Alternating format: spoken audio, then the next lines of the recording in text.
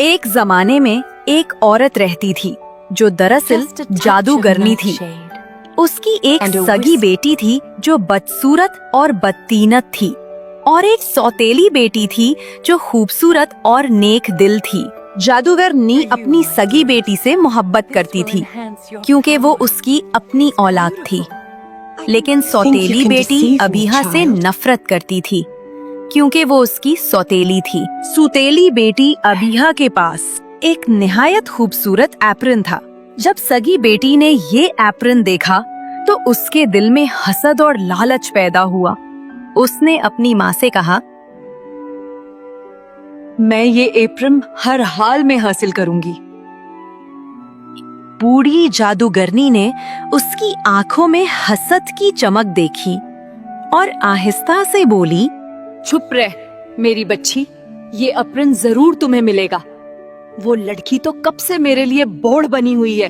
आज रात जब वो गहरी नींद में होगी मैं उसकी जान ले लूंगी। बस तू इतना कर कि बेड पे पीछे सो जा और उसे आगे कर दे। गरीब लड़की ये सब बातें एक कोने में खड़ी सुन रही थी। वो सारा दिन बाहर निकलने की हिम्मत न कर सकी। रात को जादूगरनी की बेटी पहले बिस्तर पर लेट गई ताकि वो पिछली तरफ सो सके, लेकिन जब वो सो गई तो सौतेली बहन अबीहा ने उसे आहिस्ता से आगे धकेल दिया और खुद दीवार के साथ पीछे लेट गई। आधी रात के सन्नाटे में जब हर तरफ खामोशी छाई हुई थी, जादूगरनी दबे कदमों कमरे में दाखिल हुई। उसके हाथ में एक बड़ा सा कुल्हाड़ा था। उसने अंधेरे में टटोल कर देखा कि कौन आगे की तरफ सो रहा है। फिर दोनों हाथों से कुल्हाड़ा बुलंद किया और वार कर दिया। एक लम्हे में उसने अपनी ही बेटी की जान ले ली, ये समझे बगैर कि वो अपनी सगी को मार रही है। जादूगरनी मुतमईन होकर वापस लौट गई। सौतेली लड़की खौफ से कांपती हुई उठी और सीधा अपने महबूब आर्यन के दरवाजे पर पहुंची। डोर ओपन करो। उसने तेजी से दस्तक दी, आर्यन बाहर आओ। आर्यन बाहर आया तो उसने रोते हुए कहा, मेरी बात सुनो प्यारे आर्यन, हमें तुरंत यहाँ से निकलना होगा। मेरी स्टेप मदर मुझे मारना चाहती थी लेकिन उससे गलती हो गई और उसने अपनी ही बेटी को खत्म कर दिया। सुबह जब ये बात सामने आएगी उसका गुस्सा हम दोनों पर निकलेगा। आर्यन ने उसकी आंखों में खौफ देखा और बोला, लेकिन एक बात याद रखो, उसके पास जादू की ताकत है। अगर हमने उसकी मैजिक स्टिक न ली तो वो हमारा पीछा करके हमें ढूंढ निकालेगी। अबीहा ने हौसला करके छुरी उठा ली। फिर उसने अपनी सौतेली बहन के खून के 3 कतरे जमीन पर टपका दिए। ठीक है? एक बिस्तर के सामने, दूसरा बावर्ची खाने में और तीसरा जीने पर। ये सब करके वो आर्यन के साथ रात के अंधेरे में निकल गई। सुबह हुई तो जादूगरनी ने अपनी बेटी को पुकारा। कहाँ हो? जीने पर गिराए गए खून के कतरे ने जवाब दिया, मैं जीने पर हूँ, झाड़ू लगा रही हूँ। जादूगरनी दौड़ती हुई जीने पर गई मगर वहाँ कोई न था। उसने दोबारा पुकारा, किधर हो तुम?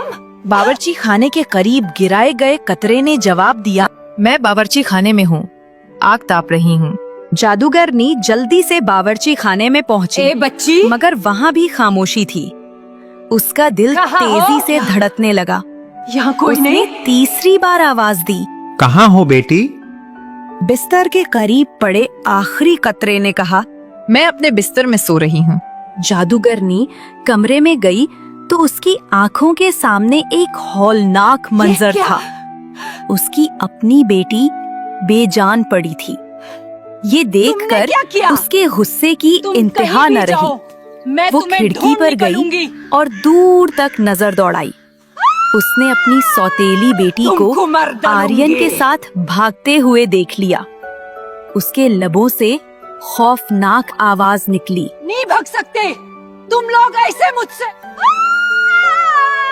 उसने अपनी जादुई जूतियां पहनी जो एक कदम में मीलों का फासला तय कर लेती थीं। पलक झपकते ही वो उनके करीब पहुंच गई। अबीहा ने उसे आते देखा तो घबरा गई, लेकिन फौरन अपनी छड़ी से जादू किया। एक लम्हे में आर्यन एक झील बन गया और वो खुद झील में तैरती हुई बतख में बदल गई। जादूगरनी किनारे पर बैठी रोटी के टुकड़े फेंककर बतख को लभाने की कोशिश करने लगी, लेकिन वो करीब न आई। आखिर वो मायूस होकर लौट गई। कल फिर आऊंगी।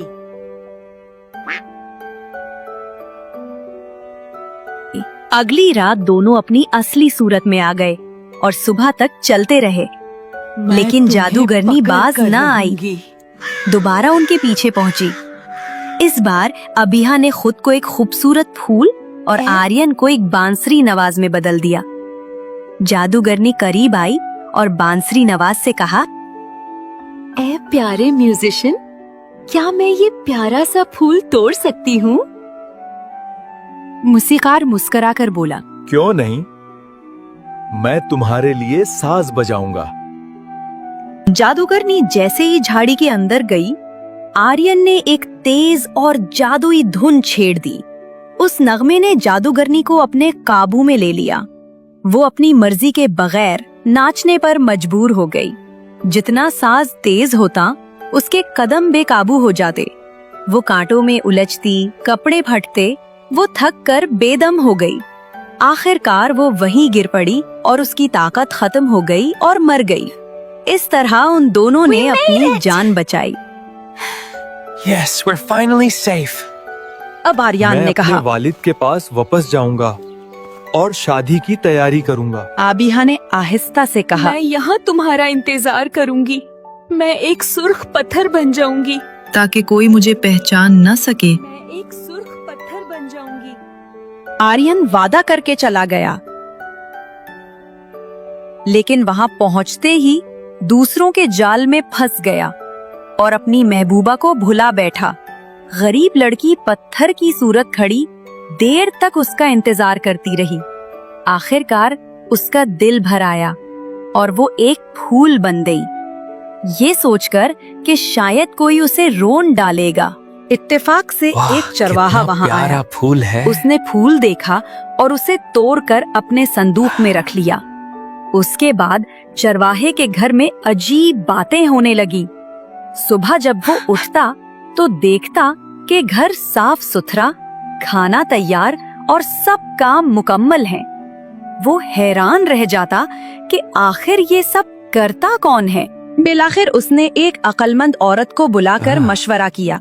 अस्सलाम वालेकुम। वालेकुम अस्सलाम बेटा। औरत ने कहा, ये मामला आम नहीं लगता, इसमें जरूर कोई राज है। कल सुबह देखना, जैसे ही कुछ जाहिर हो फौरन उस पर वाइट कपड़ा डाल देना। चरवाहे ने ऐसा ही किया। सुबह हुई तो उसने देखा कि फूल संदूक से निकलकर एक हसीन लड़की में बदल रहा है। उसने जल्दी से सफेद कपड़ा डाल दिया। लम्हे भर में जादू टूट गया और वो लड़की असली सूरत में उसके सामने खड़ी हो गई। अबिहा ने अपना सारा हाल सुना दिया। चरवाहा उससे शादी करना चाहता था, मुझसे शादी मगर उसने करोगी? नरमी से कहा, नहीं, मेरा दिल आर्यन के साथ जुड़ा है। मैं वफादार रहना चाहती हूँ। हाँ, मैं यहीं रहकर तुम्हारे घर का ख्याल रखूंगी। दिन गुजरते गए। आखिरकार आर्यन की शादी का वक्त आ गया। दस्तूर के मुताबिक सब लड़कियों को गाने के लिए बुलाया गया। वफादार लड़की भी वहां पहुंची।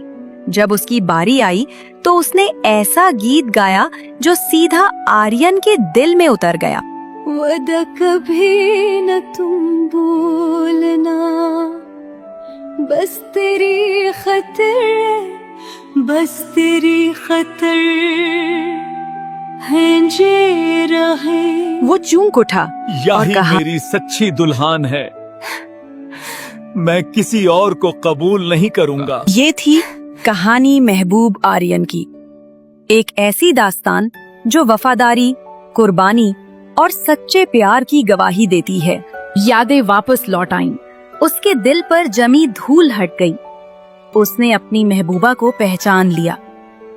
फिर आर्यन और उस वफादार लड़की अबीहा की शादी हुई। यूं गम का सिलसिला खत्म हुआ और खुशी की एक नई सुबह तुलू हुई।